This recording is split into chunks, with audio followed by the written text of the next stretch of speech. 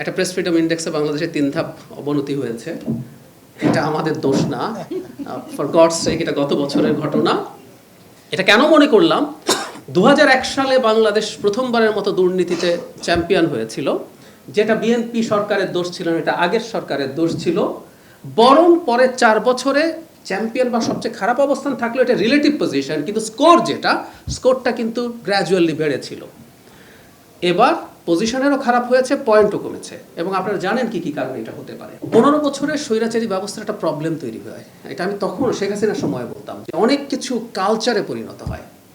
মানে পুলিশ কিভাবে পুলিশিং করবে, 15 ইয়ার্স যে পুলিশ শেখ হাসিনার মতো করে তার প্রেসক্রাইবড ওয়েতে পুলিশিং করেছে, ওই 15 বছর পুলিশের কিন্তু তার কালচারে পরিণত হয়েছে। পুলিশিং মানে কিন্তু এরকম যে পুলিশ সদস্য ওই সময় রিক্রুটেড হয়েছে এবং ওই সময়টায় সে গ্রুমড হয়েছে।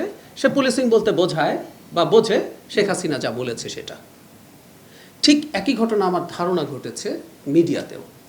15 ইয়ার্স ধরে যা যা ঘটেছে, যেভাবে ঘটেছে, এই সময় যারা রিক্রুটেড হয়েছে তারা জার্নালিজম সম্পর্কে আসলে কি বোঝে, কিভাবে বোঝে। কারো না কারো পারপাস সার্ভ করি আমরা। এই যে আমরা ফেক নিউজ বলছি, এর সাথে কিন্তু এই পারপাস সার্ভ করার প্রবণতাও জড়িত, যে আমি কারো না কারো পারপাস সার্ভ করবো। সো এই প্রবণতাগুলো নিয়েও আমার মনে হয় জার্নালিস্টদের কাজ করা দরকার। আমরা জবাবদিহিতার কথা বলি, এটা যেমন সরকারের আছে, ব্যক্তির আছে, প্রতিষ্ঠানের আছে, একই সাথে মিডিয়ারও এক ধরনের জবাবদিহিতা, পজিটিভ সেন্স। এবং এটা মিডিয়াও পারস্পরিকভাবে কাজটা করতে পারে বলে আমি মনে করি।